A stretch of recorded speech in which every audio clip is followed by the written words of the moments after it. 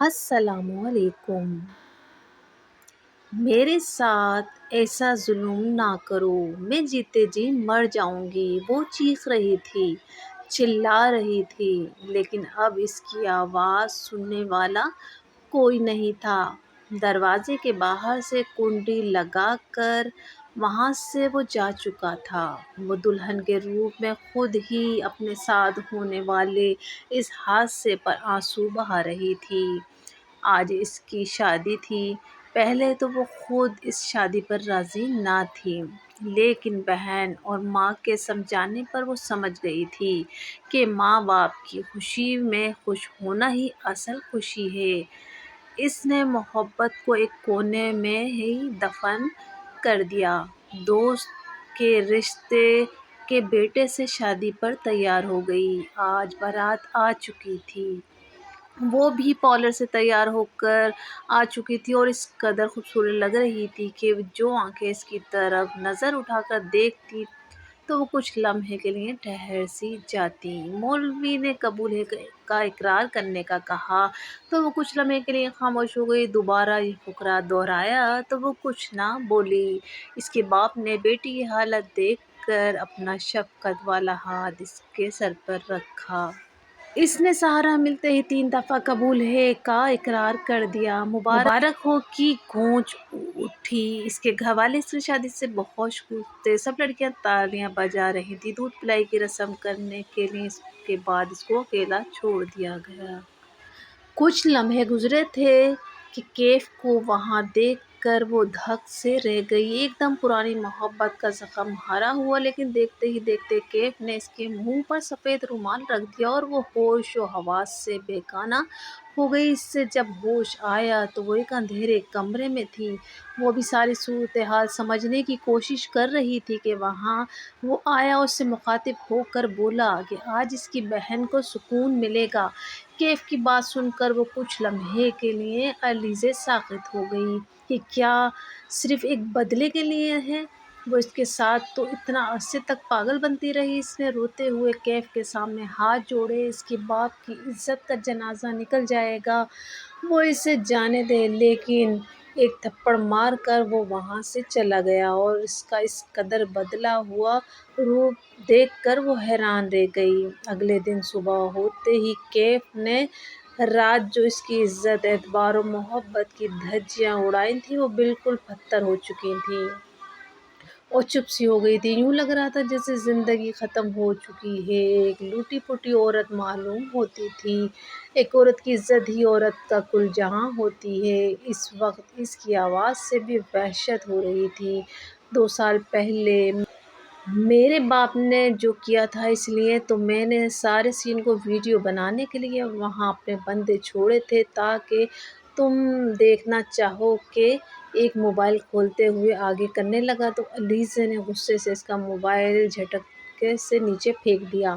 رسی گئی لیکن بل نہ گیا۔ کیف اپنا موبائل اٹھاتا ہوا ایک نگاہ اس کو ڈالتا ہوا بولا اور پھر دوبارہ اپنے لفظوں کے جوہر دکھانے لگا۔ تمہارے گمشدہ، بلکہ گمشدہ نہیں، تمہارے گھر سے اپنے عاشق کے ساتھ بھاگنے پر جو تمہاری سسرال والوں نے تھو تھو کی ہے، وہ تمہارے گھر والوں کی کیا حالت تھی؟ دل کو بہت زیادہ سکون ملا محسوس ہو رہا تھا۔ ایسے یوں لگ رہا تھا وہ مزید کچھ بھی سمجھنے سوچنے کی صلاحیت کھو چکی تھی۔ اس کو اپنا تیار کیا ہوا گھر یاد آیا۔ اس کے بابا کے دوست اور اس کے شوہر کا گھر ہے، خوبصورت اور دلکش لائٹوں سے آراستہ۔ گھر اب تاریکی ہوئی پڑی تھی۔ کیف نے گاڑی کا دروازہ کھول دیا اور اس کا بازو پکڑ کر ایک جھٹکے سے اسے باہر نکالا۔ اب وہ کیف کے رویے پر حیران ہو رہی تھی، کیونکہ کل سے اس نے اس کے ساتھ جو کیا تھا وہ اس کو قبر میں پہنچانے کے لیے کافی تھا۔ اب وہاں کھڑا ہوا مسکرا رہا تھا۔ اپنی گاڑی میں بیٹھ کر وہاں سے گاڑی بھگا کر لے گیا۔ صبح سنسان سڑک پر ہر گھر کے سامنے وہ تنہا کھڑی سمجھنے کی کوشش کر رہی تھی اس کے ساتھ کیا سلوک ہوگا۔ وہ خوفزدہ تھی اندر جا کر کیا ہوگا، لیکن وہاں سڑک پر ایسے ہی کب تک کھڑی رہتی۔ وہ ہمت کرتے ہوئے قدم اٹھاتی ہوئی دروازے کی جانب بڑھی۔ کئی سالوں سے آ رہی تھی، اس لیے وہ اس گھر کے حلقوں سے بھی واقف تھی۔ جیسے اس نے بیل بجائی، اندر سے مانوسی آوازیں کانوں سے ٹکرائیں جو پوچھ رہے تھے کون ہے۔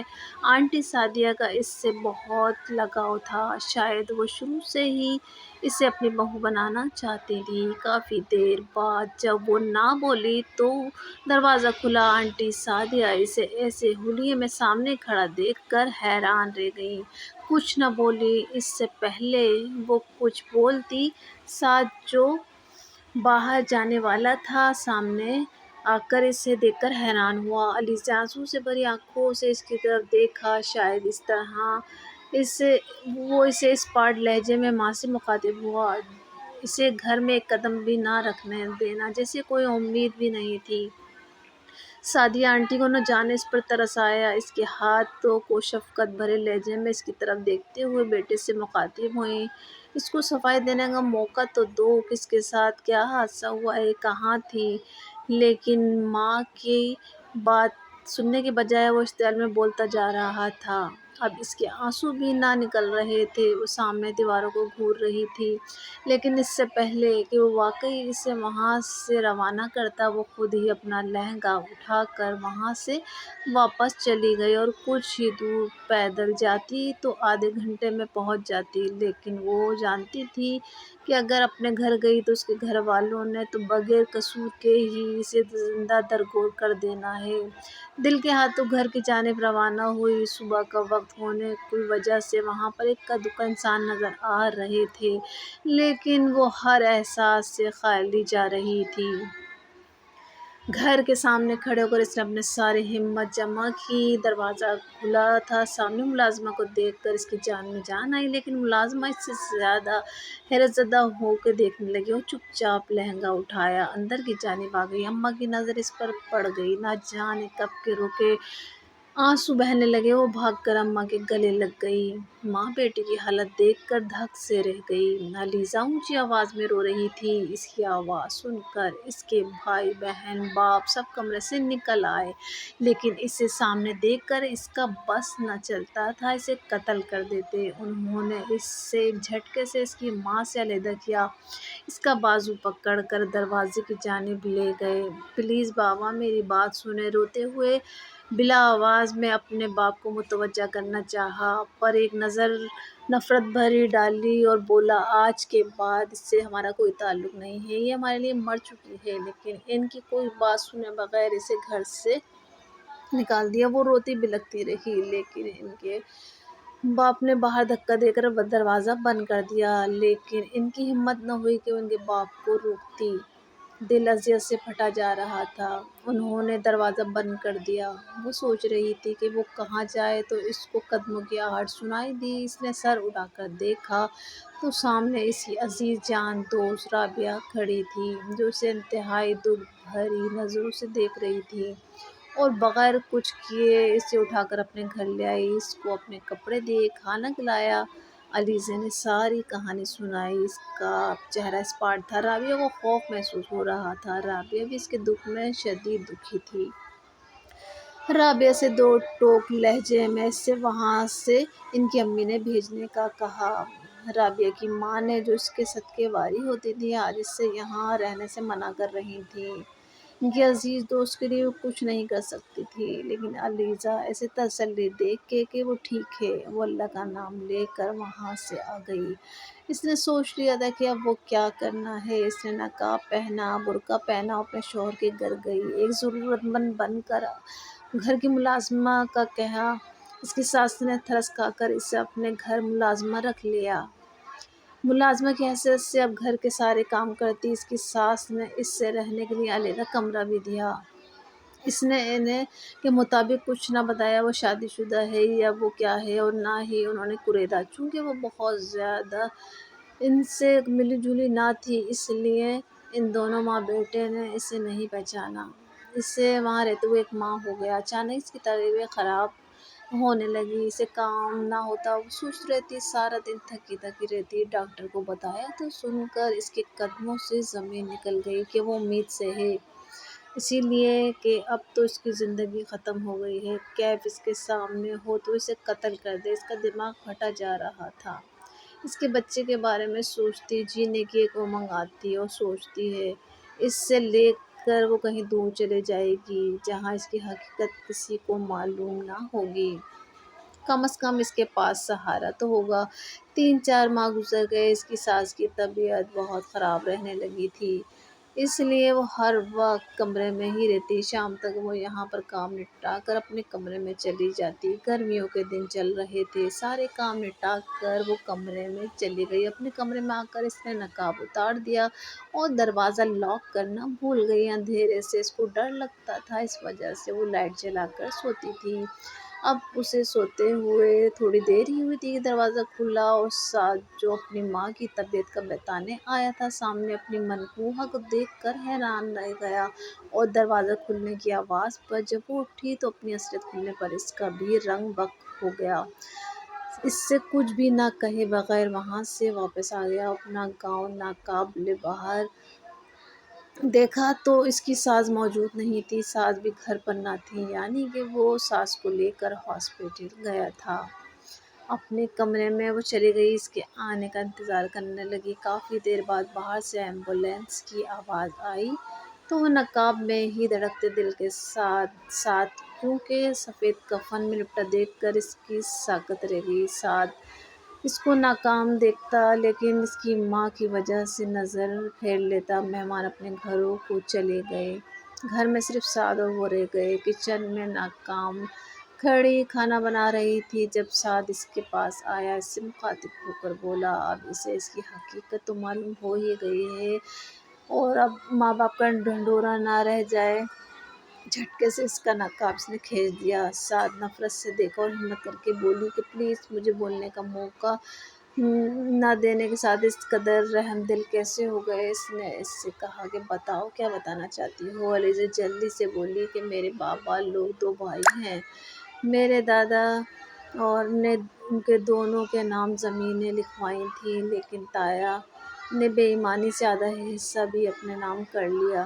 لیکن میرے بابا اس سے لاعلم تھے، بڑے بھائی ہوتے ہیں اور بیٹی کی پسند کی شادی ہوئی تھی، ان کی شادی کی تیاریاں چل رہی تھیں کہ انہی دنوں میرے بابا کو تایا کی اصلیت معلوم ہو گئی۔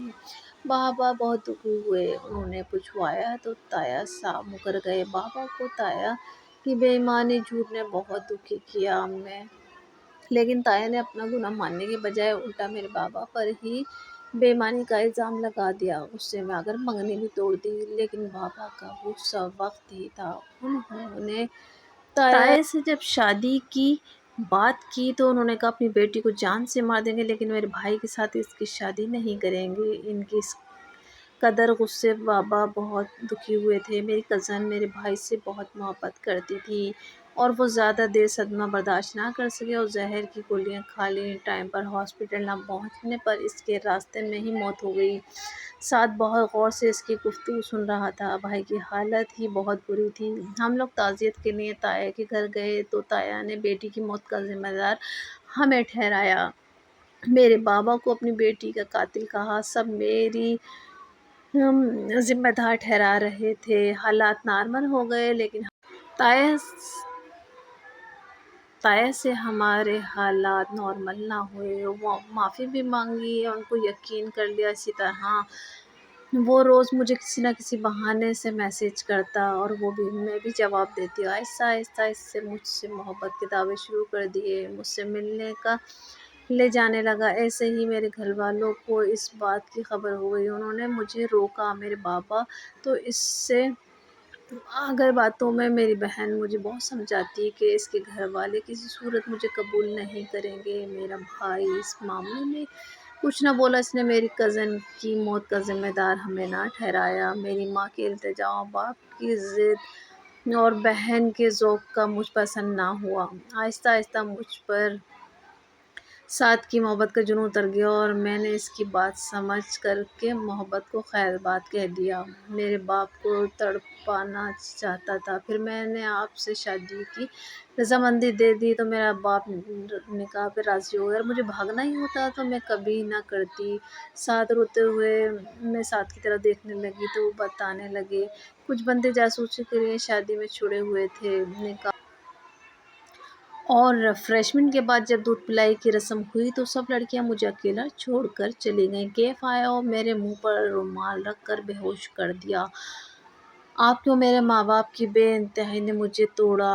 ماں باپ اس قدر بیزار ہوئے کہ انہوں نے بھی میری ایک بات نہ سنی، مجھے گھر سے نکال دیا۔ پھر میرے پاس اور کوئی راستہ نہ بچا تو میں نے آپ کے گھر میں آخری امید لے کر آئی، لیکن یہاں بھی کچھ عرصہ کام کرنے کے بعد قیامت میری منتظر تھی۔